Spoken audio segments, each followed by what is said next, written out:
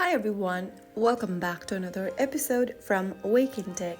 In this video, we will be learning how to change your voice in ChatGPT mobile application. To change your voice in ChatGPT, open up the ChatGPT app on your phone first. Now from the home page after logging in, tap on the menu button at the top left corner. From the expanded menu, click on the three dots right next to your username at the bottom. This will open up the settings menu. From the settings menu, go ahead and scroll down and look for the voice option under voice mode and tap on it. Hi, glad to meet you. You can then scroll through the available voice by swiping right or left. Hi there. Nice to meet you. I'm excited to. Hi there.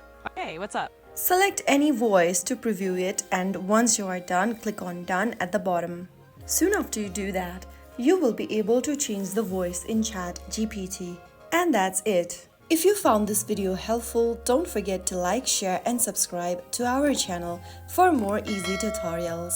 I'll see you in the next video. Thanks for watching.